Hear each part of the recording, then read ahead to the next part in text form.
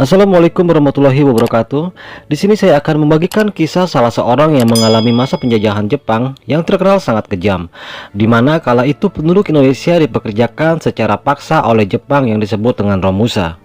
Menjadi Romusa, pembangunan rel kereta api di Riau merupakan pekerjaan yang tak manusiawi. Banyak yang mencoba melarikan diri, tapi akhirnya tertangkap. Tentara Jepang menyiksanya seperti binatang. Trimujo adalah salah satu di antara puluhan ribu pekerja Romusa di Riau. Dari kampung halamannya di desa Purworejo, Jawa Tengah, diboyong Jepang tahun 1942 ke Pekanbaru. Dia dipekerjakan untuk membangun jaringan rel kereta dari Pekanbaru ke Kabupaten Sijunjung, Sumatera Barat sepanjang 220 km. Jaringan kereta api ini dibangun Jepang untuk mengangkut hasil tambang batu bara dari Sumbar ke Pekanbaru. Dalam setahun, rel selesai dibangun. Kereta api pun saban hari mengangkut batu bara dibawa ke pelabuhan di tepi Sungai Siak, Pekanbaru. Batu bara ini untuk pasokan bahan bakar kapal perang Jepang yang ada di Singapura. Di balik kisah pembangunan jaringan rel ini, sejumlah literatur menyebutkan ada 80.000 orang. Mereka dari rakyat Indonesia dan sebagian kecil orang asing, khususnya dari Eropa yang ditawan Jepang di Sumatera Barat.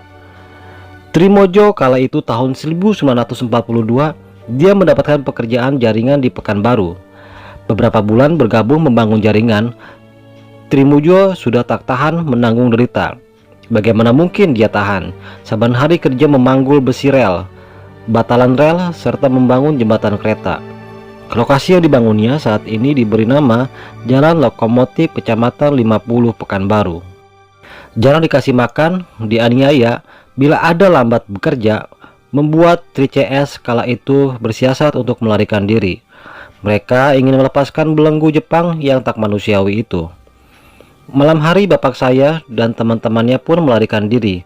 Mereka lari ke hutan, karena kawasan Pekanbaru kala itu masih hutan dan banyak binatang buas. Lari ke dalam hutan, para Romusa juga tak tahu harus kemana. Mereka hanya terus berjalan dan berjalan menjauh dari kawasan pembangunan rel. Tak tahu tujuan, yang mereka harapkan tak lagi menjadi Romusa.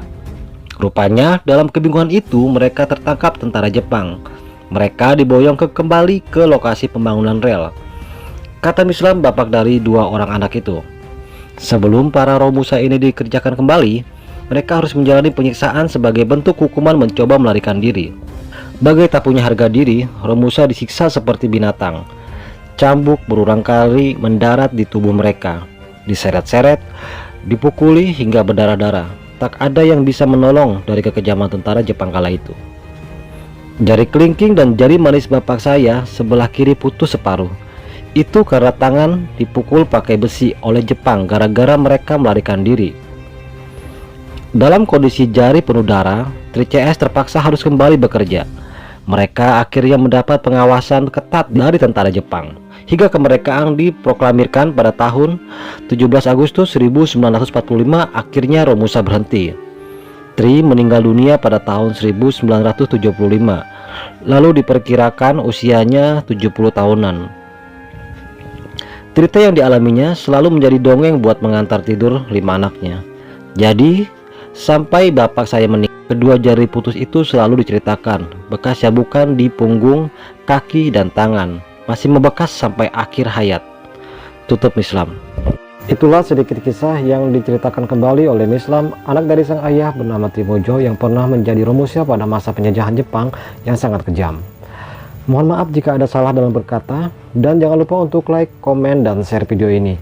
Semoga video ini dapat bermanfaat. Sekali lagi terima kasih banyak telah mendengarkan. Sekian, wassalamualaikum warahmatullahi wabarakatuh.